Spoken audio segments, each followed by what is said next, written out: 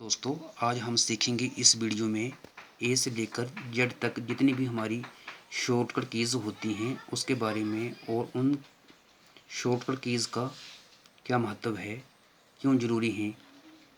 चलो चलते हैं। फर्स्ट, कंट्रोल प्लस ए।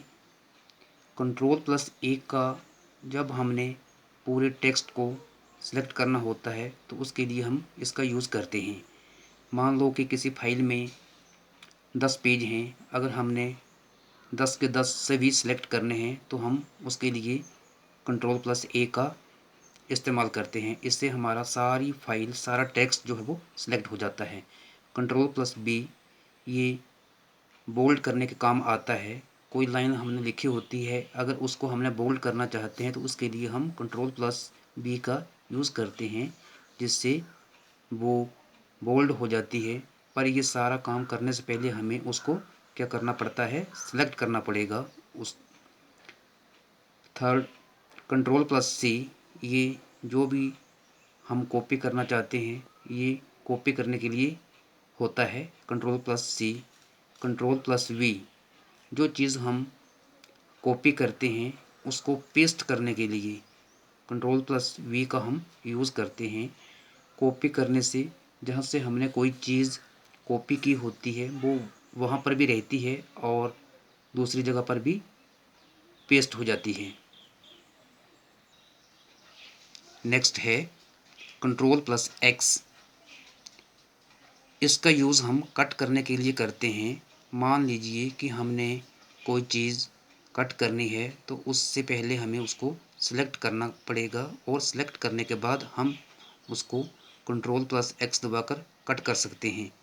कंट्रोल प्लस डी, इसका यूज़ हम फ़ॉन्ट स्टाइल के लिए करते हैं। कौन सा हम फ़ॉन्ट स्टाइल रखना चाहते हैं उसके लिए हमें करना पड़ेगा कंट्रोल प्लस डी। नंबर 7 पर है control plus E, align to the centre.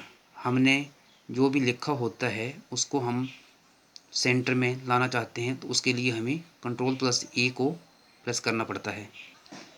Control plus F, इस कीज़ शॉर्टकट कीज़ का यूज़ हम फाइंड द टेक्स्ट, कोई टेक्स्ट हमने फाइंड करना होता है उसके लिए इसका यूज़ होता है।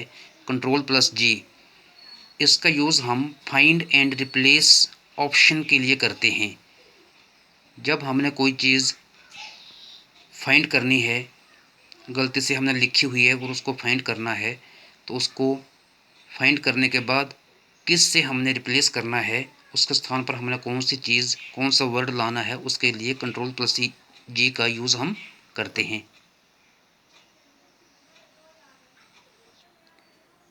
कंट्रोल प्लस एच, इसका इस्तेमाल भी हम फाइंड एंड रिप्लेस के लिए करते हैं।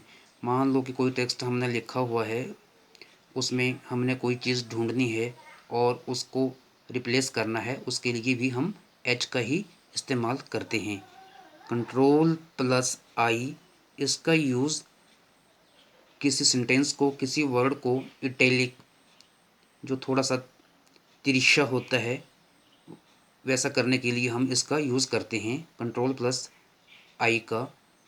इससे पहले उसको हमें सिलेक्ट करना होगा, उसके बाद प्रेस करना होगा कंट्रोल प्लस आई। तो जो हमने लिखा होता है, वर्ड हो, कोई टेक्स्ट हो, कोई सेंटेंस लिखा हो, कोई पेज लिखा हो, तो वो थोड़ा सा तिरछा दिखने लगता है।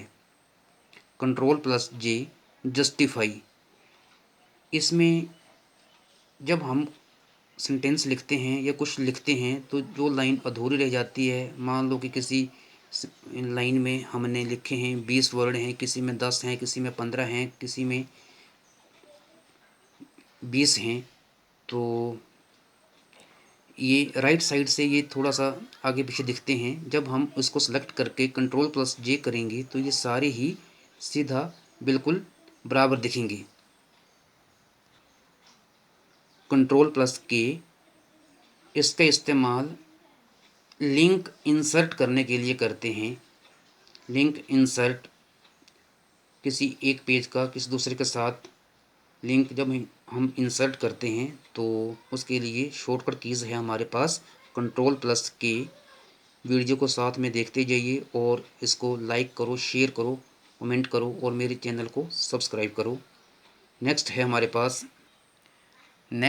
पास Ctrl+L, align your content to the left. किसी कंटेंट को लेफ़्ट साइड में रखने के लिए हम Ctrl+L का यूज़ करते हैं, पर शर्त ये रहती है कि सबसे पहले हमें उस चीज़ को सिलेक्ट करना होता है। सिलेक्ट करने के बाद ही कमांड हमारी काम करती है। Next Ctrl+M, paragraph intent. इसमें ये होता है कि जैसे आपने अखबार में देखा होगा कि कुछ लिखा हुआ होता है और उसके साथ कुछ फ़ोटो वगैरह लगे होते हैं, तो Ctrl+M जब कमांड हम यूज़ करते हैं तो इसमें थोड़ा सा जो हम कंटेंट लिखते हैं वो राइट साइड को लिखा जाता है और उसके साथ स्पेस बच जाता है। कोई फ़ोटो वगैरह सेट करनी होती है उसके लिए Ctrl+N, ओपन न्यू पेज। मान लीजिए कि हमने कुछ MS वर्ड का लेते हैं एग्जांपल कि इसमें हम काम कर रहे हैं, कोई विंडो ओपन की हुई है। अगर हम उसके साथ कोई नया पेज ओपन करना चाहते हैं तो उसके लिए हम Ctrl+N का इस्तेमाल करना होगा। इससे आपके सामने नया विंडो ओपन हो जाएगी। Ctrl+O, open option. किसी चीज़ को ओपन करने के लिए हम Ctrl+O शॉर्टकट कीज़ का इस्तेमाल करते हैं। Ctrl+P, ये बहुत ही मोस्ट इम्पोर्टेंट शॉर्टकट कीज़ है। इसको अगर हम कंप्यूटर का इस्तेमाल करते हैं या कंप्यूटर ऑपरेट करते हैं, कुछ काम करते हैं, उसके बाद जब हम प्रिंट लेते हैं तो उसके लिए हमें इस शॉर्टकट कीज़ का प्रयोग करना आना चाहिए। ये होती है प्रिंट के लिए। Ctrl+P करके उसके बाद हमने जितने पेज प्रिंट करने होते हैं, करंट पेज करना होता है, पेजेस करना होता है, वो सारा सेलेक्ट करके उसके बाद हमने लास्ट में ओके का बटन दबाकर या एंटर करके हम प्रिंट कमांड को रन करवा सकते हैं। इसके बाद नेक्स्ट आता है हमारा Ctrl+Q, clear the indent paragraph. हमने पैराग्राफ में कोई इंडेंट रखा हुआ है, उसको क्लियर करने के लिए या वहाँ से हटाने के लिए हम Ctrl+Q कमांड का इस्तेमाल करते हैं। नेक्स्ट है हमारे पास Ctrl+R, align your content to right.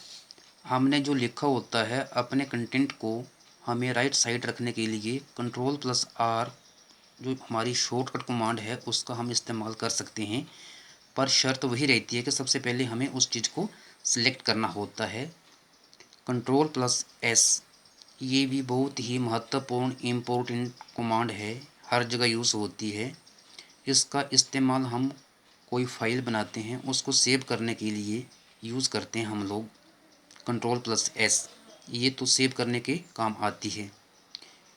Ctrl+T, hanging indent. Ctrl+T जो कमांड है ये हैंगिंग इंडेंट का काम करती है। Ctrl+U, underline.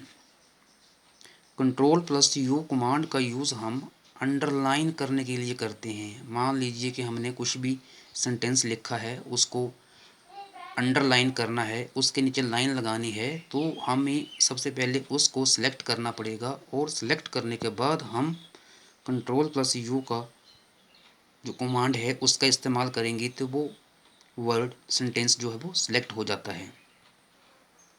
नेक्स्ट है हमारे पास Ctrl+W। इस कमांड का यूज़ हम डॉक्यूमेंट को क्लोज़ करने के लिए करते हैं। Ctrl+W प्रेस करने से जो डॉक्यूमेंट होता है हमारा वो क्लोज़ हो जाता है। Ctrl+Y, used for redo. Ctrl+Y जो कमांड है, जो हमने लिखा होता है किसी कारणवश से वो हम कट कर देते हैं उसको, उसके बाद उसको हमने जब दोबारा देखना होता है तो उसको रीडू कमांड का यूज़ करके हम उसको देख सकते हैं। Ctrl+Z, undo. इसका इस्तेमाल हम अनडू के लिए करते हैं। ये दोनों कमांडें हमें अपने जो हमने लिखा होता है, जो भी कंटेंट लिखा है, जो भी पैराग्राफ लिखा हुआ है, उसको आगे और पीछे देखने के लिए यूज़ करते हैं। Ctrl+S कमांड, इस कमांड का यूज़ सेव करने के लिए होता है। जो हम डॉक्यूमेंट लिखते हैं, बनाते हैं, उसको सेव कैसे करते हैं, फाइल में जाकर सेव पे क्लिक करके जो डायलॉग विंडो ओपन होती है वहाँ पर हम उस पैराग्राफ का, उस जो भी लिखते हैं, डॉक्यूमेंट बनाते हैं, उसका नाम दे के उसको सेव कर सकते हैं। तो ये थी हमारी कुछ शॉर्टकट कमांड्स जिनका यूज़ करके हम कंप्यूटर को आसानी से ऑपरेट कर सकते हैं और एक बढ़िया से ढंग से काम कर सकते हैं। तो मुझे उम्मीद है कि ये वीडियो आपको अच्छी लगी होगी।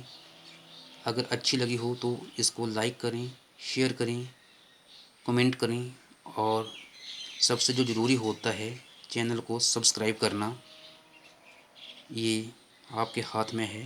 थैंक यू, धन्यवाद।